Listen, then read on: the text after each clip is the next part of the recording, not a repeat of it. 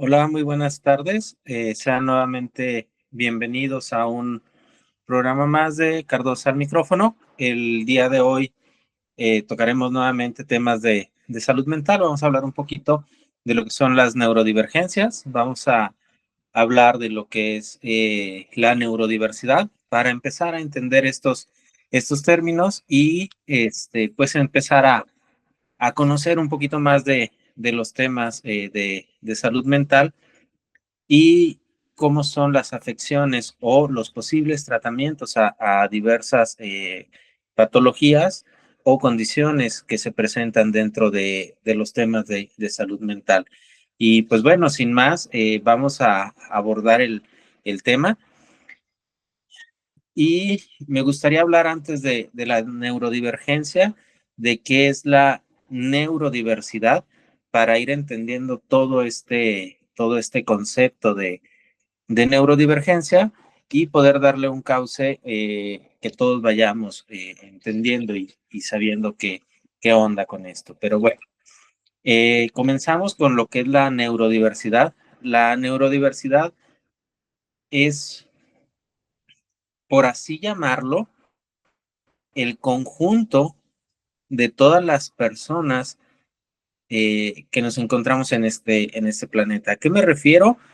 Para ponerlo en términos más coloquiales, veamos la cuestión de la neurodiversidad como una especie de cableado que todos tenemos en el cerebro, ¿sale? Todos tenemos un cableado, pero todos los cableados son completamente diferentes, ¿sí? Entonces, una vez que entendemos que la neurodiversidad es justamente esa diversidad de cableado o de entendimiento de las situaciones que cada uno de los individuos tenemos, comenzamos a ver, pues, que existen dos grandes grupos dentro de esta neurodiversidad, ¿sí? ¿A qué me refiero? Pues bueno, existen las personas neurotípicas. Como su nombre lo dice, una persona neurotípica o las personas neurotípicas son aquellas que encuadran dentro de la normalidad de este posible cableado, ¿sale? ¿Qué quiere decir? Que la mayoría de la gente son neurotípicas, ¿sí? Y pues bueno, son ellos los que crean, por así llamarlo, la normalidad o los que creamos la normalidad dentro de estas formas de percibir los estímulos externos, ¿sale? De razonamiento, de pensamiento y pues bueno, esto es la parte neurotípicas. Y luego existe un pequeño grupo que no entra dentro de esta parte típica, dentro de esta normalidad, ¿sí? Y aquí empezamos a hablar ya de lo que es la neurodivergencia, ¿sí? Estas diferencias en la percepción ¿sale? La neurodivergencia son las variaciones naturales del funcionamiento cerebral que hace que las personas piensen, aprendan, se comporten y procesen la información diferente a lo que es la normalidad, ¿sí? No es, aquí debemos de entender algo bien, bien importante y más desde viéndolo en un ambiente sociocultural en el cual todo el discurso de temas de salud mental es un discurso de patologías, de lo que no entendemos lo vemos como una enfermedad o como una patología, ¿sí? En las neurodivergencias no hablamos de una patología, ¿sí? Hablamos de una situación de forma natural que hace ser diferente a las personas, ¿sí? A diferencia de una patología, la neurodivergencia es inherente al ser humano. ¿A qué me refiero? Una persona neurodivergente nace siendo neurodivergente y muere siendo neurodivergente, a diferencia de una persona con una patología, ¿sí? La patología puede ser erradicada o puede darse en un momento o detonarse en un momento diverso al nacimiento del individuo. ¿A qué me refiero?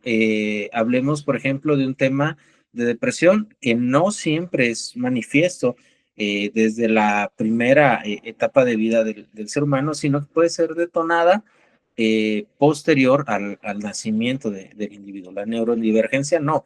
El individuo nace siendo neurodivergente y morirá siendo neurodivergente. Es por eso que en la neurodivergencia hablamos de condiciones, ¿sí? Este discurso patologizante de la sociedad dentro de la neurodivergencia aún no sufre cambios, pero se está viendo ya a nivel mundial activismo para modificar las cuestiones de la neurodivergencia, ¿sí? El término neurodivergente habla sobre situaciones atípicas o no normales dentro de, ¿sí? Pero es solamente el funcionamiento que da una percepción diferente en el pensamiento, en el aprendizaje, en el comportamiento y en el procesar la información. ¿A qué nos referimos? Que, bueno, las personas neurodivergentes pueden o no necesitar un medicamento para apoyarles en algunas condiciones, ¿sí? Pero no vamos a curar a una persona de una situación neurodivergente, ¿sí? Como lo hablábamos en un principio, el cableado, por así llamarlo, viene de fábrica, viene desde la concepción.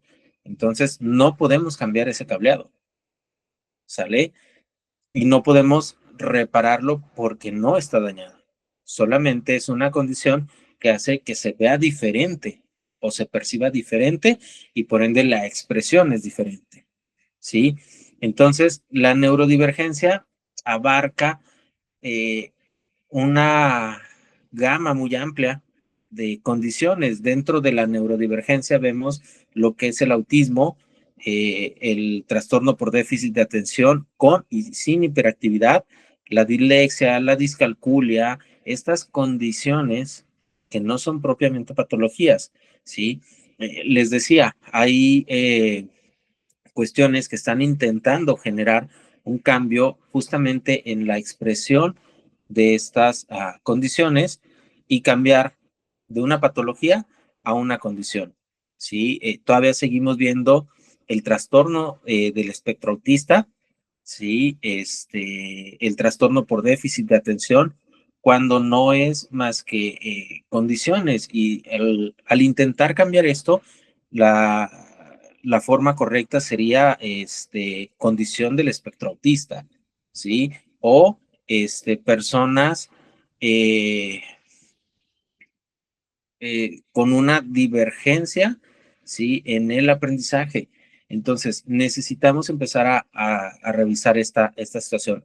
Pero bueno, como les comentaba, en esta cuestión específica de la neurodivergencia, vemos justamente lo que es el autismo, el trastorno por déficit de atención, la dislexia, ¿sí? La discalculia. Las características dentro de esto, por eso les decía, no podemos modificarlas con un medicamento, no podemos quitarlas, ¿sí?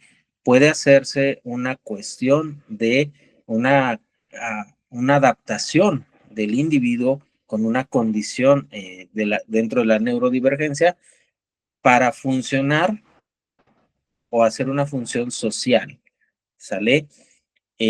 Pero bueno, las personas neurodivergentes muestran diferencias en la comunicación social. Sí, hay una diferencia también en la interacción social de los individuos, patrones comportamentales diversos, procesos sensoriales aumentados o disminuidos dentro de estas condiciones, ¿sí? Cuestiones de atención, cuestiones de concentración y procesamientos de lenguaje diversos, ¿sí? Entre otras características que pueden mostrar los individuos, ¿sí? También se pueden, en esta parte es bien, bien importante destacar cuestiones de creatividad, ¿sale? Una persona neurodivergente dentro del espectro autista, puede llegar a reconocer patrones o detalles que una persona neurotípica o normal no podría llegar a identificar dentro de esta cuestión, ¿sí? Son personas que su propia condición las hace que tengan una percepción diferente, pero esto puede llegar a fomentar áreas que las personas normales no tenemos fomentadas, ¿sí? Como justamente está el reconocer patrones, pensamiento analítico superior, ¿sí? Claro, hay afectaciones en otras áreas, pero vemos que estas condiciones de la neurodivergencia fomentan o aumentan otras áreas que no todo lo tenemos desarrollado, por así decirlo, ¿sale? Entonces, dentro de la neurodivergencia comenzamos a ver justamente estas situaciones, ¿no? Entonces, como les decía, la neurodivergencia no es más que la diferencia entre una persona normal y una persona que percibe diferente los estímulos externos, ¿sale?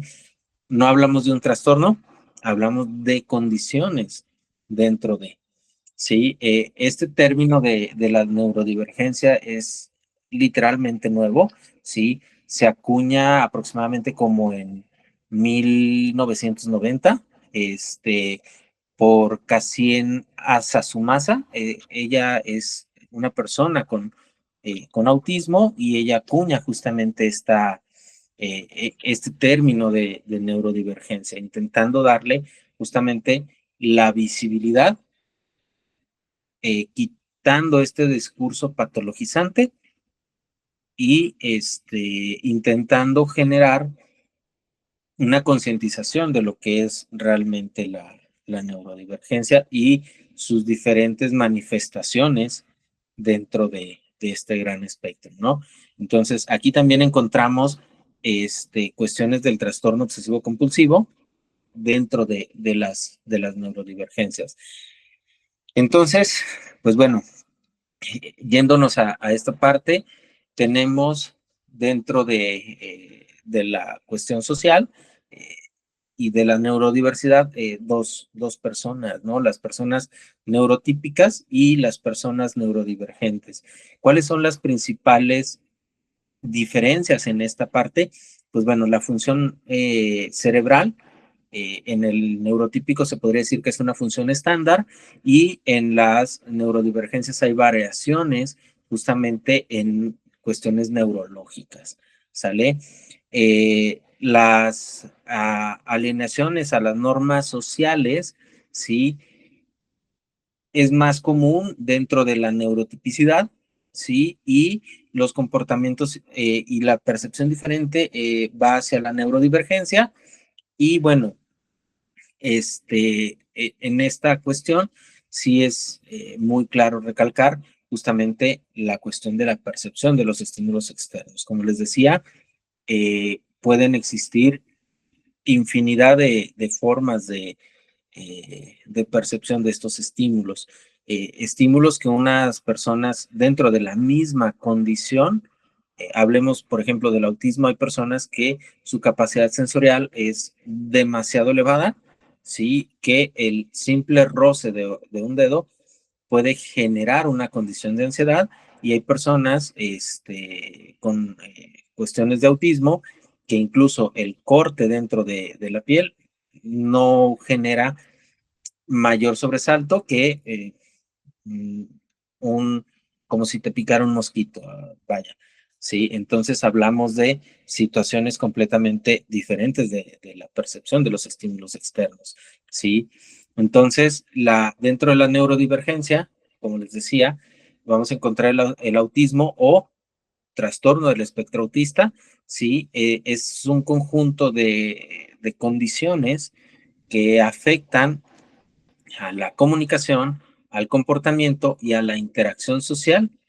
Y estas condiciones del espectro autista pueden variar en cuanto a, por así llamarlo, a gravedad ¿sí? Y en la forma de manifestar. No todas las personas autistas tienen justamente la misma afectación a la comunicación, ¿sí? No tienen la misma forma comportamental y no es igual la interacción social de unos autistas y otros, ¿sale? Entonces, aquí hablamos, si se fijan ya, dentro de estas propias condiciones, incluso de variaciones importantes dentro de, sí, hay autistas incluso no verbales que no tienen una comunicación verbal, pese a que no hay una afectación dentro de los órganos que producen el habla, como puede ser las cuerdas vocales, boca, lengua, simplemente no hay comunicación, ¿sale? Y no hay una afectación física que nos lleve a ver un trastorno como tal. Son solamente condiciones dentro de la comunicación humana que se vieron afectadas, ¿sale? Y bueno, el todavía llamado trastorno del espectro autista se caracteriza justamente por las dificultades en la comunicación y en la interacción social de los individuos que sufren esta condición o que viven con esta condición, ¿sí? Y que manifiestan una problemática para entender y utilizar el lenguaje de la forma normal que lo utilizamos, ¿sale? Y se interpretan de manera diversas algunas señales sociales que todos podemos llegar a interpretar. ¿A qué me refiero? Vaya, vamos a poner un ejemplo como muy claro en esta cuestión. Una persona con una condición de autismo puede llegar a no entender una broma, ¿sí? A no entender el sarcasmo. Para las personas con espectro autista, las cosas son muy literales, ¿sí? Entonces, el trabajo con una persona con cuestiones de espectro autista, pues bueno, va justamente a intentar hacer que puedan entender esta comunicación sarcástica, de broma, que tenemos las personas completamente normales. No podemos medicar justamente una condición porque no hay un problema, solamente yo no lo entiendo como tú lo entiendes. Para mí la broma es completamente literal, ¿sí? Entonces, ese es uno de los principales, por así llamarlo, problemas que presentan las personas con una condición autista, ¿sí? Estas manifestaciones en la comunicación que para una persona normal podría llegar a ser una broma, podría llegar a ser sarcasmo, podría llegar a ser chiste, para la persona con una condición autista, su manera de recibir e interpretar esta parte de la comunicación no es de la misma forma, vaya, es completamente literal, ¿sí? Entonces, las bromas que podrían llegar a ser comunes, eh, para ellos puede llegar a generar cuestiones incluso de angustia, ¿sí? ¿A qué me refiero? Les pongo un ejemplo, puedes llegar con un niño y decirle, oh, qué feo te queda ese pantalón, como una especie de broma, y el niño puede decir, no, no es cierto, mira, se me ve bien bonito. Una persona con condición autista le dices qué feo se ve e incluso puede manifestarse el llanto. ¿Por qué? Porque justo esa broma él no la entiende, él no la percibe de la misma manera que la percibe una persona neurotípica, una persona normal, ¿sale? Entonces, las personas con el espectro autista pueden llegar a manifestar una gran eh, adherencia a lo que son las normas sociales, ¿sí? Y hacia la rutina, hacia un, un rechazo hacia las cuestiones de cambio, ¿sí? Son más rutinarios que las personas neurotípicas, ¿sale? Para ellos sí, tiene que ser una rutina, justamente por esta percepción. de los estímulos externos diversos a las personas normales. Y pues bueno, como les decía, la percepción sensorial puede estar aumentada o disminuida. ¿Sí? En esta cuestión, son personas que en la cuestión de los ruidos pueden no tolerarlos, por mínimo que sea el ruido, o pueden ni siquiera afectarles tener el ruido muy alto a un costado. ¿Sale? Esta percepción sensorial puede ser auditiva, kinestésica, visual, dependiendo ahora sí que la afectación a, a la parte sensorial que tenga cada individuo dentro de este espectro autista. Sí, les digo, puede ser tan aumentada o tan disminuida, como el no sentir un corte o el simple roce de un dedo, sentirlo demasiado elevado, ¿sale? Entonces, eh, pueden llegar a manifestarse de manera mm, muy vívida, el, eh, el sentirse expuestos a sonidos, luces, texturas que no son de su agrado, ¿sí? Estas manifestaciones pueden ser demasiado exacerbadas dentro de lo normal, ¿sí? Y es por ello que llaman mucho la atención estas condiciones, ¿sí? Este, pero su forma de aprender y de procesar la información puede ser en muchas ocasiones de las personas de autismo mucho más elevada que las personas normales, ¿sí? Pueden llegar a aprender mucho más cosas que una persona completamente normal, ¿sí? La cuestión de idiomas para una persona con el espectro autista puede ser mucho más fácil que para una persona normal, ¿sí? Y pues bueno, esto lleva fortalezas específicas en la cuestión de la memoria y la atención al detalle. Las personas con una cuestión de espectro autista pueden tener una facilidad de memorización casi idéntica, ¿sale? A diferencia de una persona neurotípica, ¿sí? Ahora sí que hay afectaciones en unas áreas, pero hay fortalezas en áreas fuera de la cuestión normal o común dentro de las personas. Y pues bueno, eh, cuestiones de tratamiento para las personas dentro del espectro autista, sí hay, sí, nada más que en esta cuestión sí es un equipo multidisciplinario para un individuo, como pueden ser personas dentro de la cuestión de terapia de la comunicación, psicólogo, psiquiatra, educadores especializados en la situación o la condición específica del individuo. Como les digo, pueden existir sobre el nivel educativo y pues, bueno, médicos especializados para alguna condición específica dentro del espectro del autismo, ¿sí? Y pues bueno, otra de las condiciones que vemos dentro de la neurodivergencia es el trastorno por déficit de atención con hiperactividad, ¿sale?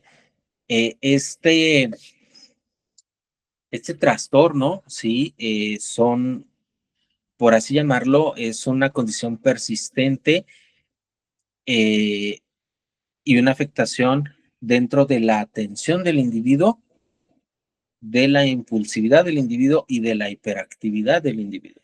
¿Sale? Las personas con un trastorno por déficit de atención e hiperactividad suelen o suele dificultárseles la atención a tareas específicas, la concentración a tareas específicas, ¿sí? Ahora sí que viene la contraparte, ¿no? El seguir instrucciones y el organizar actividades para una persona con trastorno por déficit de atención es mucho más difícil que una persona normal, sí, y todavía mucho más difícil que una persona con autismo, ¿no? En la otra condición hablábamos de seguir rutinas, pero en el trastorno por déficit de atención, pues esta cuestión rutinaria, esta cuestión de prestar atención a una actividad o a recordar justamente como estas actividades, pues bueno, es un poco más complicado, ¿sí? Y pues bueno, la hiperactividad se manifiesta justamente en esa inquietud constante del individuo, ¿sale? Luego vemos a los niños que andan para arriba y para abajo y como si no se les acabara la pila, ¿sí? Justamente es esta cuestión de la hiperactividad, ¿sale? Hay una necesidad constante de estar en movimiento, justamente porque la energía es superior a la energía de un individuo completamente normal. Y pues bueno, hablando de la impulsividad, no nos referimos a cuestiones de agresión, ¿sí? Nos referimos a la manifestación de acciones rápidas sin pensar las consecuencias que esto puede llegar a traer, ¿sale? A la persona con trastorno por déficit de atención con hiperactividad se le ocurre una idea y la realiza sin pensar el, bueno, voy a hacer esto, esto va a causar esto y esto me va a causar a mí esto. Solamente es, voy a hacer esto y lo hacen sin pensar dos o tres pasos adelante de qué va a ocurrir si lo llego a hacer. ¿Sale? Solamente es seguir ese instinto, seguir esa impulsividad. No hablamos de agresión, hablamos justamente de no medir las consecuencias de los actos que puede llegar a presentar el individuo con un trastorno por déficit de atención con hiperactividad o una condición de, de déficit de atención. ¿Sale? ¿Cuáles son las características, por así llamarlo, dentro de del trastorno por déficit de atención con hiperactividad? Pues bueno, es una combinación de varias situaciones que es la inatención, la hiperactividad y la impulsividad de un individuo. ¿Sale? Las personas o los niños con trastorno por déficit de atención suelen manifestar esta dificultad en la atención, sobre todo a las, digamos, en un ambiente normal a las clases. Se les dificulta estar poniéndole atención a una maestra o a un maestro durante periodos largos de tiempo, ¿sí? Y parecieran niños inquietos, parecieran niños que no quieren ponerte atención. No es que no quieran, es que su capacidad no les da para mantener una atención, ¿sí?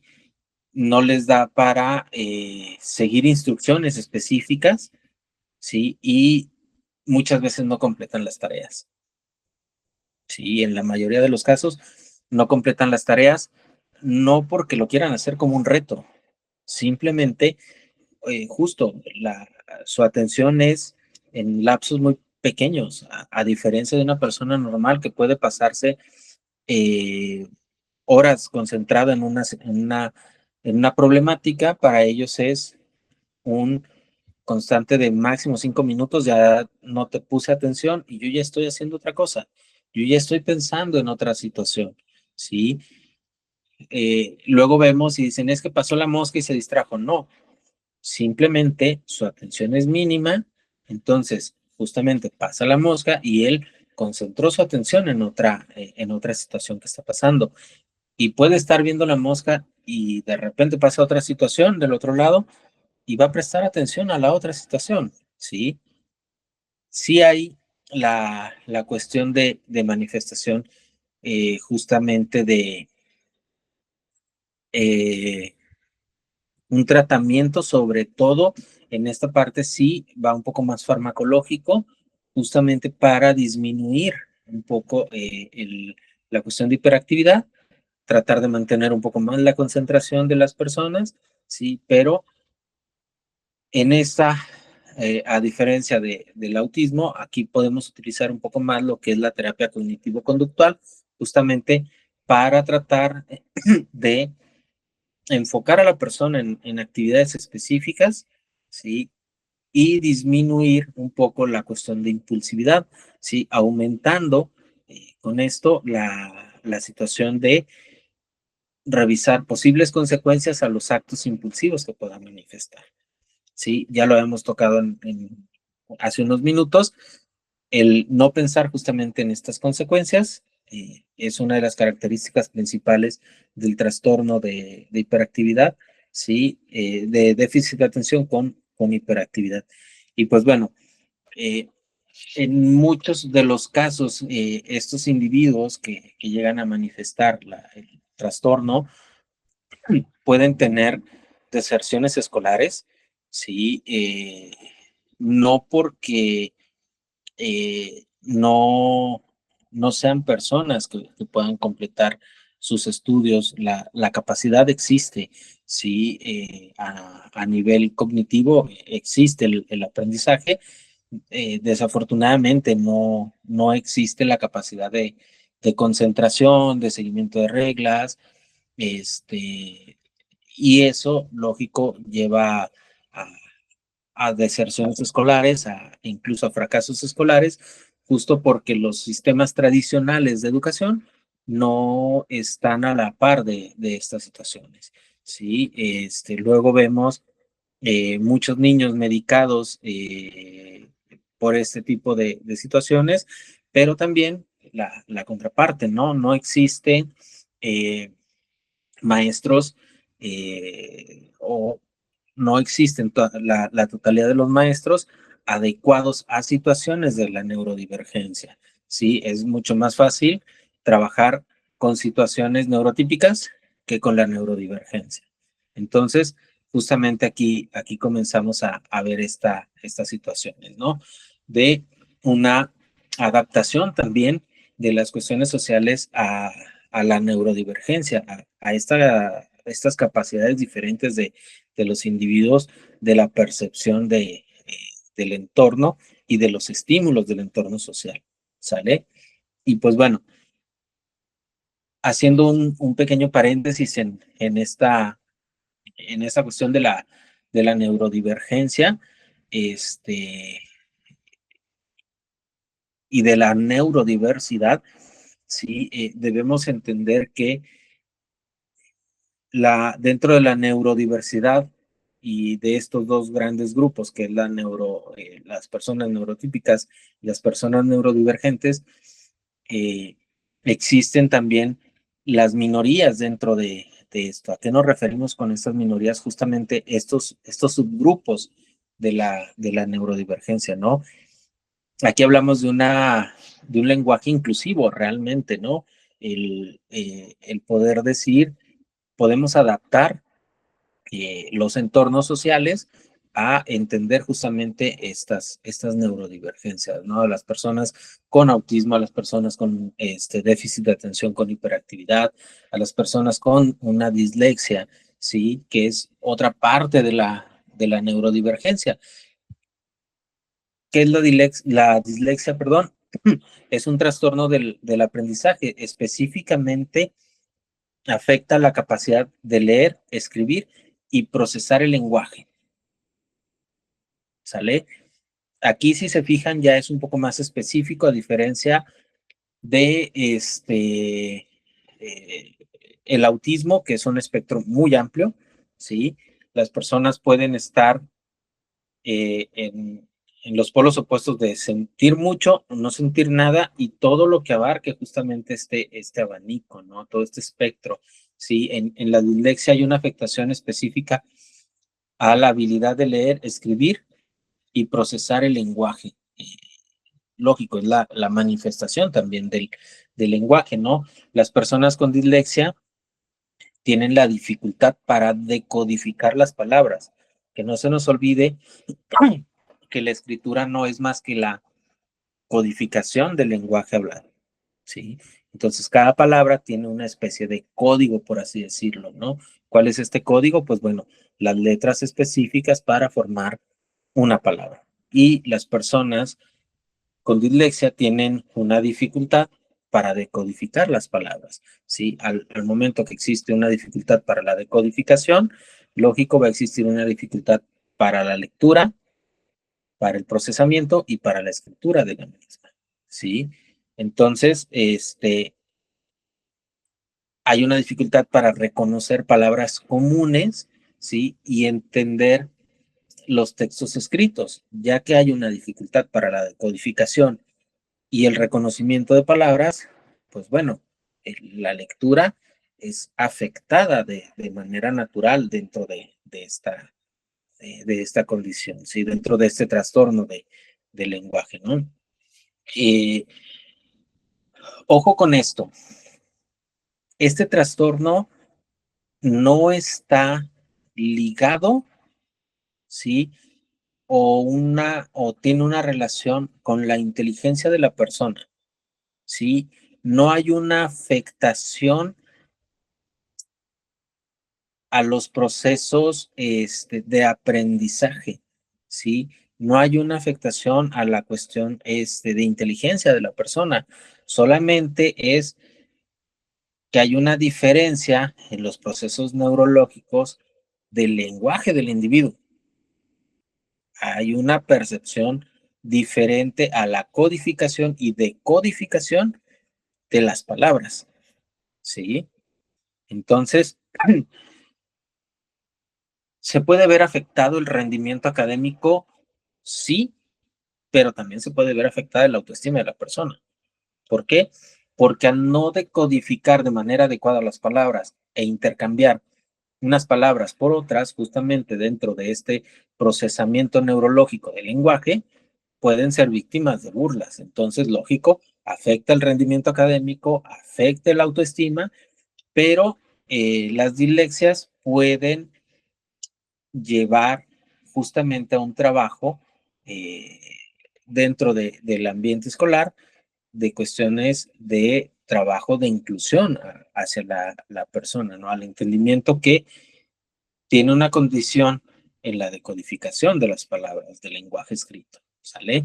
Entonces, el tratamiento principal con las cuestiones de la dislexia es netamente sensorial, sí, sí hay cuestiones terapéuticas cuando hay una afectación justamente a las cuestiones de autoestima, pero aquí ya es una intervención o debe de existir una intervención temprana, sí, en cuestiones de técnicas de enseñanza multisensoriales y de aprendizaje multisensorial del individuo, sí, aquí si se fijan, ya no hay situaciones médicas, porque no estamos hablando de una patología. Insisto, aquí quitamos el lenguaje, ahora sí que patologizante social, ¿sí? Y nos vamos más a la cuestión de condiciones, porque son inherentes, insisto, al ser humano, ¿sí? Es una cuestión eh, tan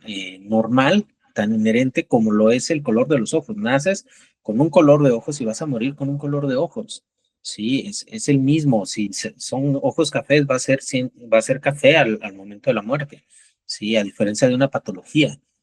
Entonces, aquí vamos a cuestiones ya más sensoriales de percepción visual, percepción auditiva, percepción kinestésica, para un trabajo justamente en el cual el individuo logre generar un aprendizaje, ¿sí? Y una codificación o decodificación un poco más adecuada del lenguaje escrito, ¿sale?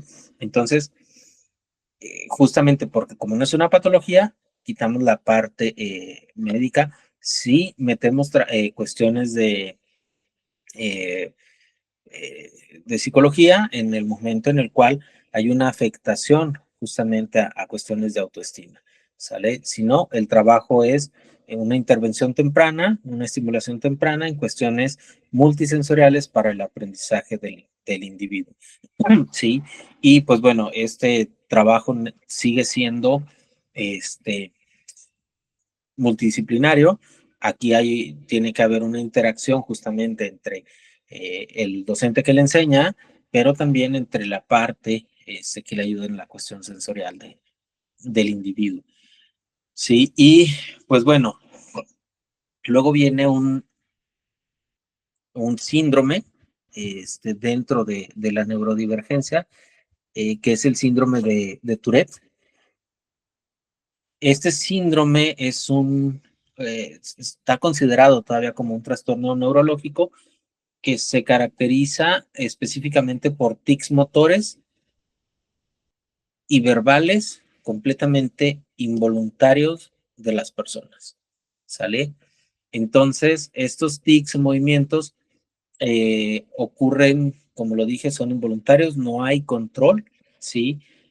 Y tampoco hay una frecuencia, ¿sí? Puede variar la frecuencia, puede variar la intensidad, ¿sí? De estos tics o de estas manifestaciones de movimientos o verbalizaciones de los individuos, ¿sí? Al existir esta fluctuación de tiempo, ¿sí? Generalmente, pese a que, insisto, se nace con estas neurodivergencias, las primeras manifestaciones o los primeros síntomas se empiezan a ver en la infancia y o en la adolescencia, son las primeras manifestaciones, y la severidad de estos tics puede ir aumentando con el tiempo, ¿sí? ¿Qué quiere decir? Que la manifestación puede ser solamente de un tic, insisto, motriz o verbal, y a mayor edad pueden estar presentes 3, 4, 5 o más manifestaciones motoras o verbales dentro del individuo. Y pues bueno, eh, aquí ojo con esto porque el tratamiento va hacia la terapia, insisto, cognitivo-conductual, ¿sí?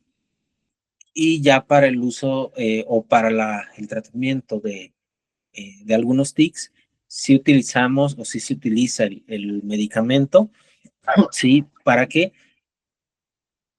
Para mejorar la calidad de vida de los individuos, ¿sí? Sobre todo en esta cuestión de la inversión de los hábitos en los individuos con síndrome de Tourette y el trabajo multidisciplinario para el tratamiento de justamente de estas manifestaciones motoras y verbales del síndrome de Tourette, ¿sí? Y pues bueno, dentro de la neurodivergencia, estos son los grandes grupos que podemos encontrar, las grandes minorías dentro de la neurodivergencia. Y vaya, recalco esta parte, ¿no? Existe la neurodiversidad la conformamos todas las personas, todos los individuos del planeta. Dentro de esta neurodiversidad existen las personas neurotípicas y las personas neurodivergentes, que, insisto, la neurodivergencia o las neurodivergencias no son enfermedades, son condiciones inherentes de los individuos, ¿sí? No podemos seguir pensando que una neurodivergencia en su totalidad se van a tratar con medicamentos, son solamente condiciones de la percepción de los estímulos externos y del medio ambiente para cada uno de los individuos, que si bien traen eh, situaciones afectadas, también traen algunas otras situaciones que están potencializadas dentro de esto, como ya lo vimos en el espectro autista, ¿sí? Y pues bueno, como siempre lo decimos, el tiempo en estos programas es muy corto, ¿sí? No me resta más que agradecerles el tiempo que se tomaron para escucharnos en R&R Radio, específicamente en el programa de Cardosa al micrófono, y hacerles la invitación para el próximo programa, igual, martes a las 7 de la tarde. Aquí nos escuchamos, nos vemos y los leemos con todo gusto. Y recordarles para cuestiones de salud mental, pueden contactarnos por medio de R&R Radio en las diferentes plataformas que nos encontramos. Y en mis redes sociales personales como Jesús Cardosa en X y Facebook, y al teléfono 618-823-0379. Nuevamente, les agradezco el tiempo que se tomaron al estarnos escuchando, y nos escuchamos en la próxima emisión del programa. Hasta pronto. La radio que lo tiene de todo ya está aquí. Ya está aquí. R&R, la estación en línea que te acompaña donde quiera que vayas. Música variada, talk shows, información de espectáculos, horóscopos y los temas que más te interesan. Además, entrevistas exclusivas con personas destacadas. Sintonízanos desde cualquier parte del mundo. Instala nuestra app y llévanos contigo. R&R, siempre conectados, siempre contigo.